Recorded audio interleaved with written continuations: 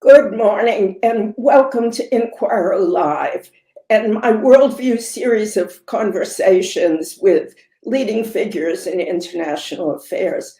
I'm particularly honored to welcome Lithuania's Minister of Foreign Affairs, Gabrielus Landsbergis, to the program. Lithuania has been amongst the most stalwart supporters of Ukraine, because it knows it could be Vladimir Putin's next target if Russia defeats Ukraine. And Foreign Minister Landsbergis has been one of Kyiv's most eloquent European advocates for continued strong support of Kyiv. The minister visited Washington in recent days to meet with Secretary of State Antony Blinken to discuss the need for continued US and European aid to Ukraine, as well as to talk about the upcoming NATO summit celebrating NATO's 75th anniversary, which will be held soon in the US Capitol. He also traveled to Harrisburg, Pennsylvania to meet Governor Josh Shapiro and to participate in an academic discussion of security policy at Gettysburg College. While he was in Harrisburg last Friday, I spoke with him about why Lithuania believes so strongly that the United States and other Western democracies must deter Russia or face a wider war. This conversation was taped, so I won't be taking audience questions today, but I will be responding to several questions that were sent by prospective viewers last week. And people can revisit this show anytime after next Friday by going to inquirer.com/live.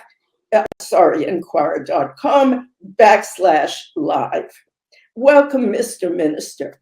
And the first question I can't resist asking you, although I may know the answer, is what brought you to Harrisburg? Was it the link between the Pennsylvania National Guard and Lithuania, or something more? Well, thank you first of all for having me on the show. Well, that's an easy question. For 3 decades, Lithuania has had a link with Pennsylvania through our military cooperation. Our military has been training with and has been trained by Pennsylvania National Guard, it was part of our recreated independent national identity, always knowing that we have friends here in Pennsylvania. So I'm very glad being here today, here and saying thanks in person, and to the people who support politically, who stand behind the idea, behind the cooperation, but also to the military themselves, to the National Guard who spend their times and who spend their days in Lithuania, assisting us, helping us to form Lithuanian military into what it is today. Just to clarify for viewers, the Pennsylvania National Guard contingent, they're mainly a training mission, correct? They're not a combat mission. So are there any other US troops, one reader asked, in Lithuania, as part of a NATO mission? Yes, well, as you rightfully mentioned, our cooperation with Pennsylvania National Guard is mostly about training. We have been trained, we are training on modern equipment that we are procuring from United States companies and that United States Army and National Guard has been using. So it's always, the best way how to get your get up to speed when you acquire new technology. How do you use it, in the most efficient ways to cooperate with the people who have been using this. But put that aside, there is a contingent of U.S. troops not associated with National Guard that has been on a rotational basis placed in Lithuania, and it's constantly being reviewed, and we're very much hopeful that this will continue to be the case. We're constantly investing in our own infrastructure so that we can offer the best possible premises for U.S. troops to train, to stay in Lithuania while their time in Lithuania, because we believe that there is no greater deterrence than cooperation, transatlantic cooperation. And then, to put it very simply, that U.S. troops on the ground in Lithuania is the biggest deterrent for any attack or anybody who would try to think of doing something in the Baltic territory. So we're very hopeful that this will continue. Our cooperation will continue. Lithuania is way ahead of other former Soviet republics in, first of all, in declaring independence, then in breaking dependence on Russian national gas, and in recognizing the Russian threat after 2014. And you've been among the most outspoken European leaders on the strategic importance of Ukraine. Why is it? What is it that that Lithuania understands, and that former Warsaw Pact states under Soviet control understand, that often Western Europeans and sometimes the United States doesn't about Russia? Well, look, it's easy to explain. For us, the fight for independence, for our territorial integrity and freedom is very much a real battle that took place, even though 3 decades ago. But there are hundreds of thousands of people in Lithuania who do remember Russian tanks rolling through the streets of Lithuania on the 13th of January 1991. And even before that, until they were forced to leave our country. So for us, this is not a stuff from history books. This is not the stuff that your parents or grandparents would tell you. This is something that we remember ourselves. Even myself, being then a young kid, I do remember Soviet tanks rolling in the main streets of our capital. So, and now when we see the same tanks are being used against Ukraine, so for us it's obvious what's at stake here, and we do remember the same events. On a second thought, what we're seeing, a bit more wider, is that when words are being said that the whole global security order is being unraveled, again, for us, the understanding is that it's not a theory, it's not a political theory, it's actually a fact. Meaning that if something as brutal can happen in Ukraine, where parts of Ukraine are currently under attack, Ukraine is, finds it very difficult to muster all the support that it needs in order to reconquer it back. If it's left like it is currently, obviously it's not just encouragement to Putin to continue, but it's encouragement to every other dictator to do the same thing. If we're unable to stop Russia and Ukraine and then to push back, then who can convince other dictators that they're not able to do the same thing elsewhere? Take Indo-Pacific, take any other part of the globe where currently the order is, we feel like it's becoming way more fragile than it was before the full-scale invasion into Ukraine. And it's truly worrying, that we might be on the start of a very dangerous period for world history. And this is why we're so much keen on Ukraine winning, because that's the only way how to roll things back and into some sort of normality. If the United States cuts off aid to Ukraine, what will be the consequences directly? I mean, what do you worry about most for Lithuania? And where else do you think Putin might move next? Well, you probably see initiatives being born in Europe, and it's not a coincidence that you would see them, being born now, such as Czech Republic, coming forward with an ammunition initiative, being able to find hundreds of thousands of rounds of ammunition that were somewhere outside Europe, outside NATO. And then now they're pooling the resources so that every country, who's supportive to Ukraine could offer assistance, and through Czechia to buy the ammunition. And you can hear French initiatives of sending even troops to Ukraine, assisting with training there, assisting with other, possible needs of Ukraine while they continue their fight. And these initiatives come in the time when we are really starting to think, how European security would look like if United States is less engaged than it was in the past, because Ukraine is Europe, even though it's not part of the European Union. It's a European continent, so attack on Ukraine is attack on Europe, and it would be the first time when we're in, throughout the Cold War, after the Cold War, where Europe is feeling that it's a bit of alone, and that's why everybody's starting to think how would it look. And unfortunately, I cannot see. It's very difficult for me to imagine, really, to having that we would be able to have an effective way to defend European continent without a transatlantic link. And what if there is something that we can learn from the history is that if the transatlantic bond is not there, then the deterioration of security situation in Europe is continuing. The situation means that it will get worse. The price will get higher, and at the end of the day, most likely we will still need to secure Europe, because it will be in everybody's interest. Just paying way more higher price than we would need to pay right now.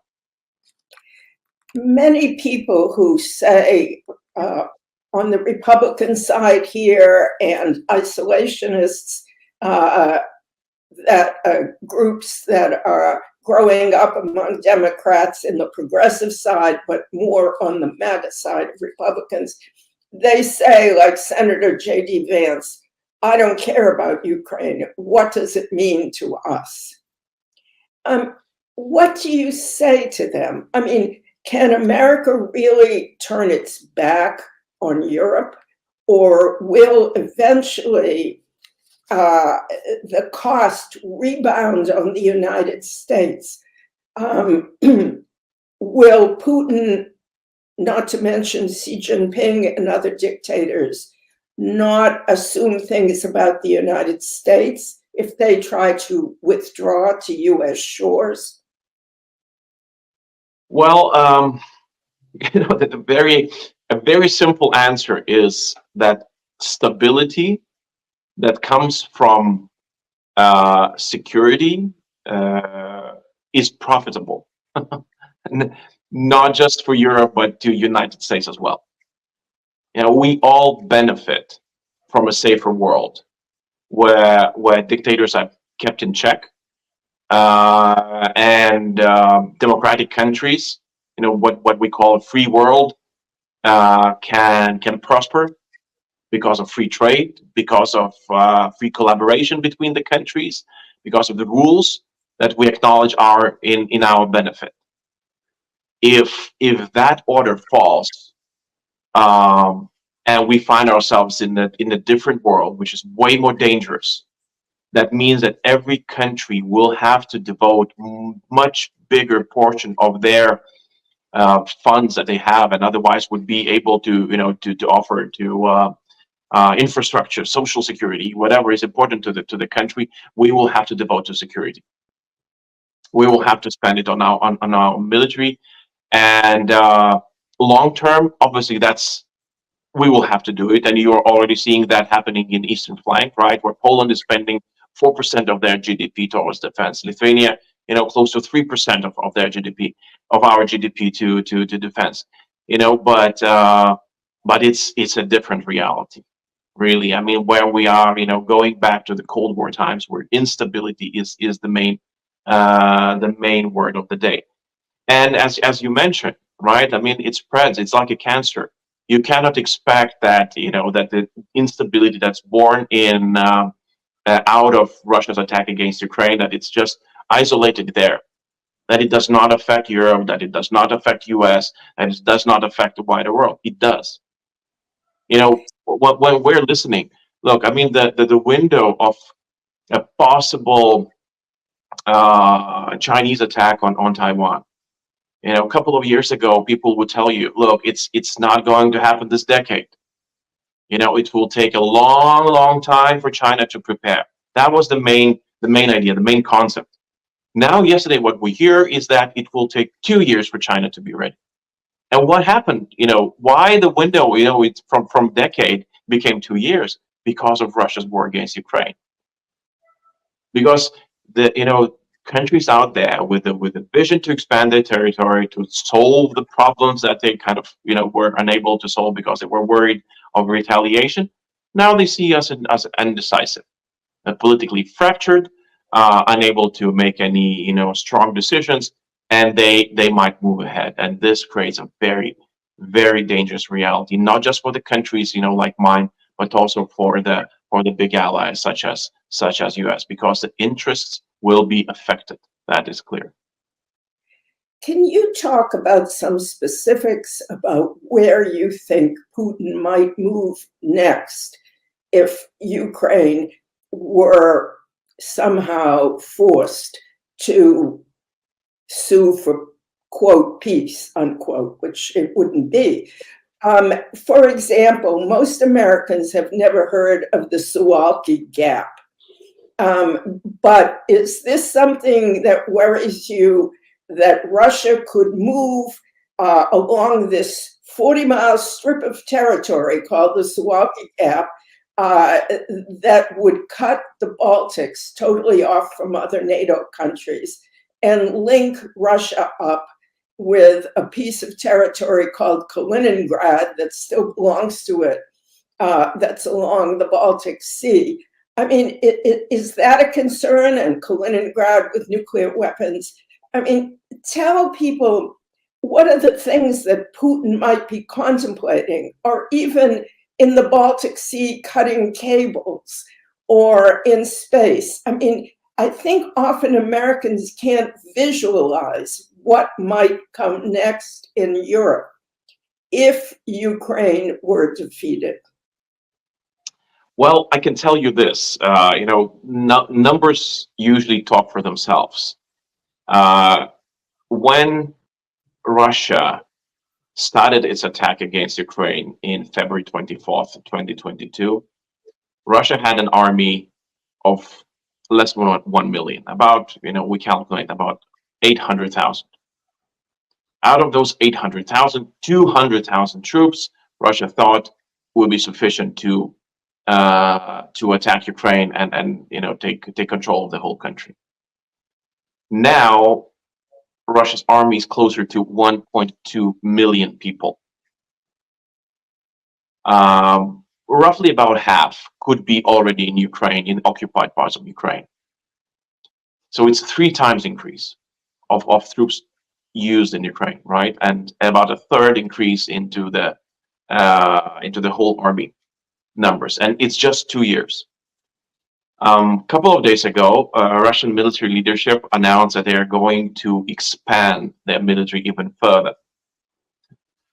If their announcements were to be believed, and that this is actually what they're going to do, their army could grow even to 1.5 million people. These are the numbers not seen, not since the Cold War, but since Second World War. We're talking Stalingrad numbers. I mean, it's enormous. And obviously, Russia does not need the whole army just, on its attack, for its attack on Ukraine. So, very good question that you pose, so what Russia would be able to do with such army? Well, a lot of things. And obviously, any country that is not protected by Article 5 and has a border with Russia is definitely has a reason to be worried. And we're talking Moldova, we're talking Georgia, and these are the countries that would obviously have anxieties now rising up. But it is true. I mean, nobody can tell now whether Article 5 would be in itself a deterrent enough for Russia in medium to long term, especially if they continue building up their abilities. Because you see, the thing is that right now, Russia is still weaker than the alliance, than the whole United Alliance. And that's clear. Technologically, when it comes to preparedness and planning and so many other things. But they might bet on different things. They might bet not on the direct military confrontation, but on the inability for NATO, since it's a democratic alliance, to make a decision, or to make a decision fast enough. That could be their bet, meaning that our certain decisions that we are making as a Western group, let's say, because NATO is not involved in Ukraine, it could tell them that we're indecisive. That politically it is very difficult for us to make a decision because of internal pressures, because of elections, because of naivete in some cases, right? I mean, there could be a number of reasons, and it is likely that he might think that he can exploit that. And therefore, it is so imperative that we win in Ukraine, and we show that it's not okay. You'll get an answer. You'll get burned. And therefore, you should not be trying something like that in other countries. I don't believe that we're there yet. From Vilnius, the capital of Lithuania, what does your country worry about most when you think of what Putin might do if he's emboldened? Yeah, I mean, if I think that for this year, what we need to keep an eye on is the mobilization. If actually that happens, we need to see where the troops are being placed. If they're mobilized, The Russian troops. The Russian troops, exactly. Yeah, I mean, and this might provide us an idea of what to expect.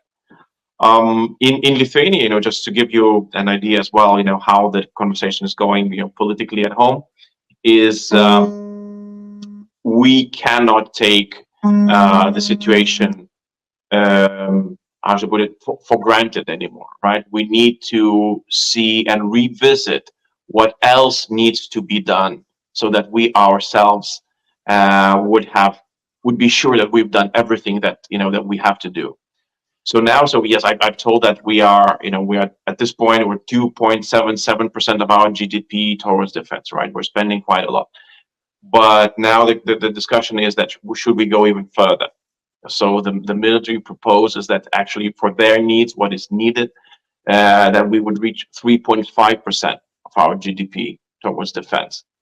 We're talking about going to full conscription. That means that every young male after school would have to go through the military training. Now we have this lottery-based, which requires about close to 4,000 young people to go through training every year. But if everybody would go, the number would be double. Basically about 8,000 people would go through the training. And expanding on the reserve, the standing reserve would be way bigger than we currently have. It requires a lot of funding, but we're ready and willing to go that direction, because this is, unfortunately, we believe that it's there's no other way. We have to do it. Right. Do you think that Putin would attack a NATO nation? Honestly, I mean, a couple of years ago, if you would have posed this question, I would have said no. I wouldn't be as brave right now to say no. At this point, probably we don't know, and we hope. Right. If Donald Trump is elected, how much does that worry you and the other Baltic states and the Eastern Europeans? And when he says he could solve it in 24 hours, what is your reaction? Well, honestly, we're taking that very seriously. President Trump has been known to to deliver on his promises, despite what everybody would think about it. So we have to be ready and prepared to any eventuality. There's not much that we can do about it at this stage. The war, I still believe that the war can only be solved by Ukrainians. It's their war; they are under attack, and they will have to make decisions as to how to go further with the war, despite what any president, any world leader, Western leader would tell them. Right? It's up to them. When it comes to us and the anxieties in the eastern flank, then again, there's very little that we can do. What we have to do, I believe, is to make sure we can prove that we're carrying our own weight as much as we can. That is imperative, so that we're not freeloading on our allies, and therefore it's so important that we would always have this story to tell. Look, Article 3, which tells us that first of all it's your security that you have to take care of before asking others to help. That we really take this seriously. That we've done everything that we can so that we would be secure. But then there are parts that we just cannot, and this is where we need allied support. And this is the story that we would be telling to either administration that wins or is formed after the election.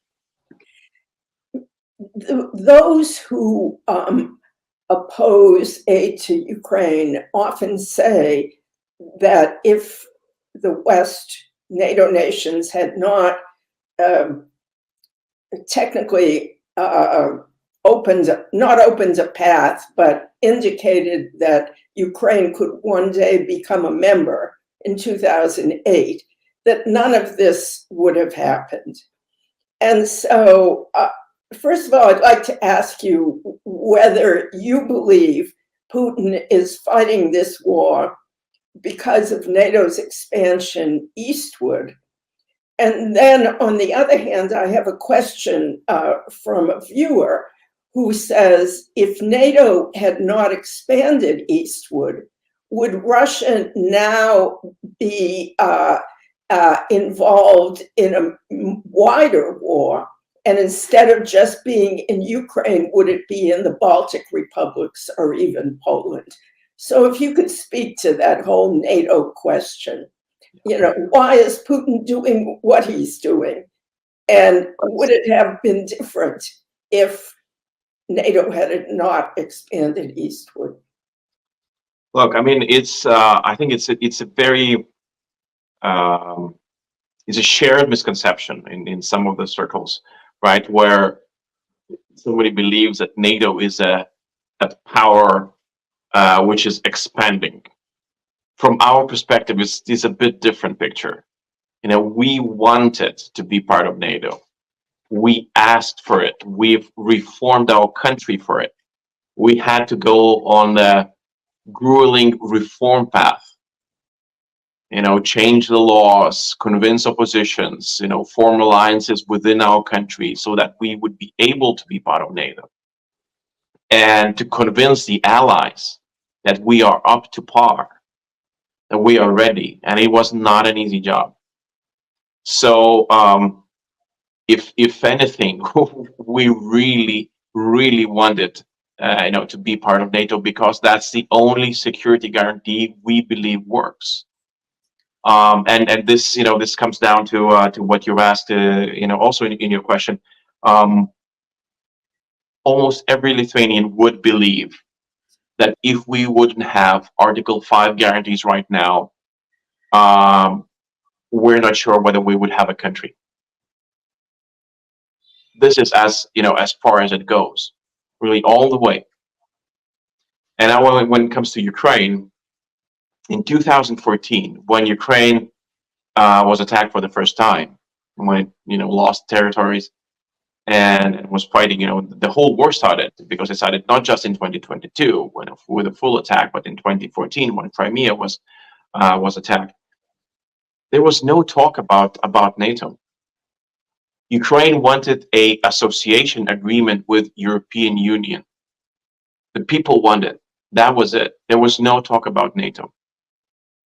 So obviously, Russians and Putin, they're good at creating narratives and changing them and shifting them and, rewriting histories and repeating lies as long as it takes, so that it becomes, quasi-reality that people start believing it.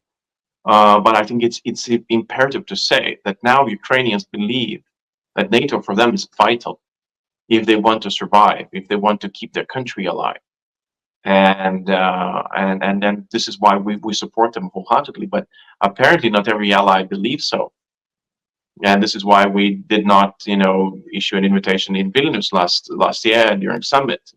And it might be very difficult to issue, to expect that the invitation is issued in Washington later this year, because allies don't believe that this is, this could happen. Some of them do believe that Ukraine needs to have additional reforms, and they're convinced that they're really on the path, towards the Western style liberal democracy. Some others believe that it's geopolitically it's not feasible right now. I believe that it's honestly the only guarantee for your country, if you have a border with Russia, to survive. Some who oppose offering membership or a path to membership for Ukraine argue that this would cross Putin's red lines. And as you know, lately he has been rattling the nuclear threat again. And when he's not doing it, talk shows in Moscow are doing it, or certain Russian personalities like Mr. formerly President Medvedev are doing it. You are sitting between Belarus, a country in which Russia has put nuclear weapons, and Kaliningrad, a disconnected territory into which Russia has reportedly put nuclear weapons. Sitting in Vilnius, are you afraid Putin would use nuclear weapons? Or do you think that for stability's sake, NATO has to include Ukraine in order to stabilize Europe and prevent more war, not less? The thing that we are most afraid of is Ukraine losing and Putin winning. That's more worrying than any saber rattling, any nuclear rattling that Medvedev or any show host, offers on us daily. This reality of Putin not being stopped and able to continue with conventional means, he doesn't even need nuclear strike, because with that army, and if Ukraine is unsupported, that he can just continue, is really a terrifying thought. What he managed to achieve through nuclear threats, is that we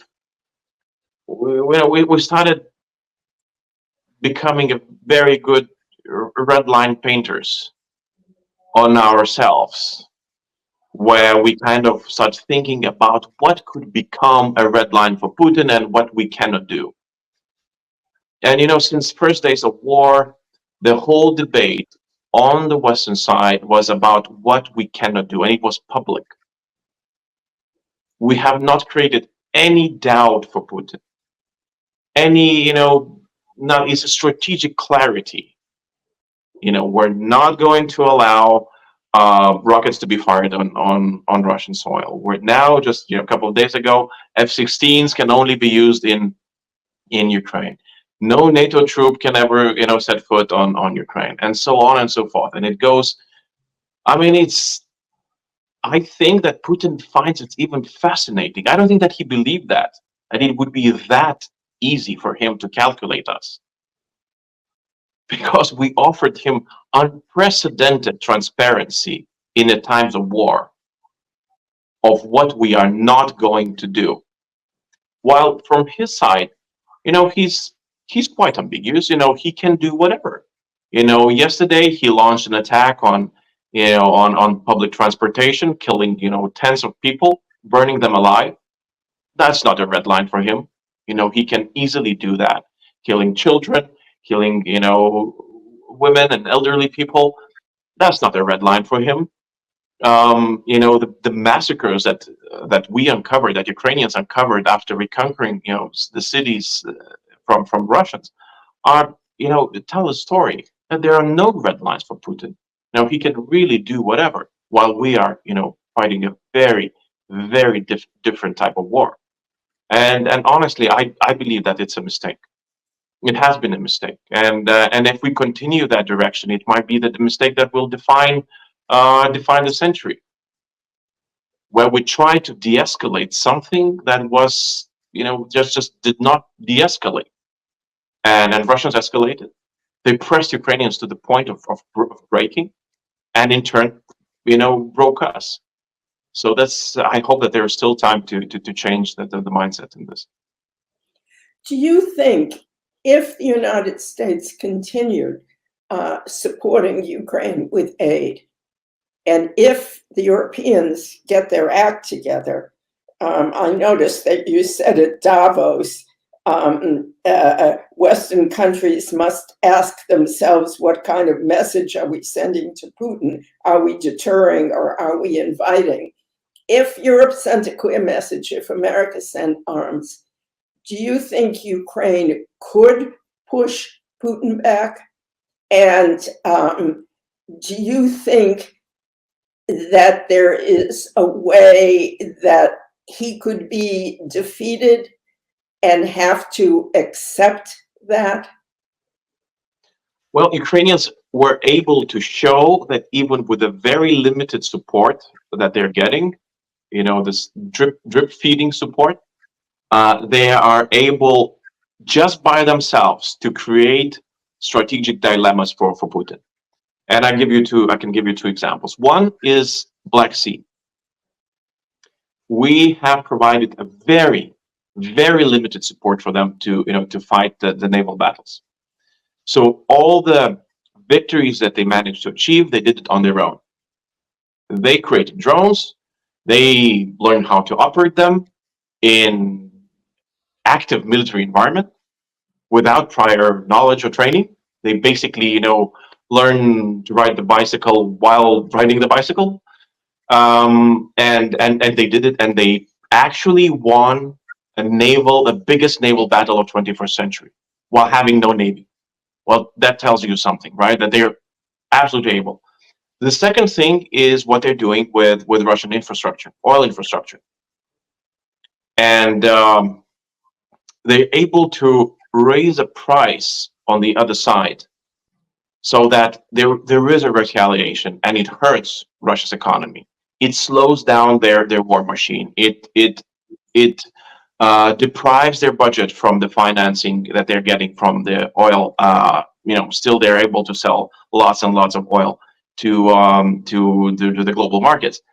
So they're able to do these things, showing that they have a capacity even as it is. So imagine how the war would look if they would be really equipped with the very limited red lines. Just do whatever, win this war because we all need it. You're dying for it. I mean, it's your people still. I mean, we're not going in, but you have everything that you need. I think that the battlefield would look very, very different, honestly. And I've had a number of conversations with Ukrainian military leaders, and they all confirm that they know and they can and they're able and they have political will. They have the understanding. Now we are one of the best trained countries in the world when it comes to modern warfare. So I have full confidence, and I've always had from day one that they are able. But the question now is on our side, if we are able. What is the message that you are here to deliver to Secretary Blinken and to the American people?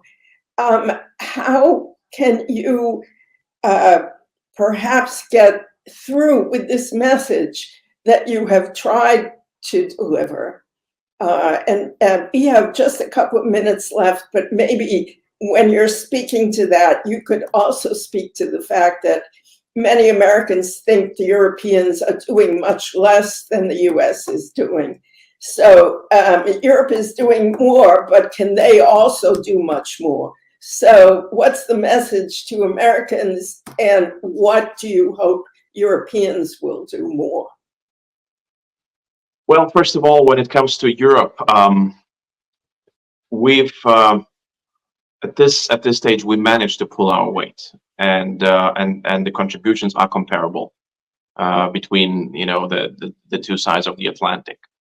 And in some cases, even some calculations say that Europe has provided even more assistance to Ukraine. But it's not about the competition at this point. I mean, we have to be honest. I mean, winning the war like this, it takes the whole alliance. We have to be in this together. It's imperative, and this is the main story. And additionally to that, as we have seen in conflicts in the past, the history, it takes faster and faster steps. We tend to believe that, yes, well, democratic processes do take long, and half a year is what it's needed, for us to debate, a package here in Brussels. I mean, we have the same discussion, right, here in Washington. But unfortunately, history is not waiting, and the decision that could have been made half a year ago, maybe would, even if made today, could provide very different results right now, because the situation is that much different.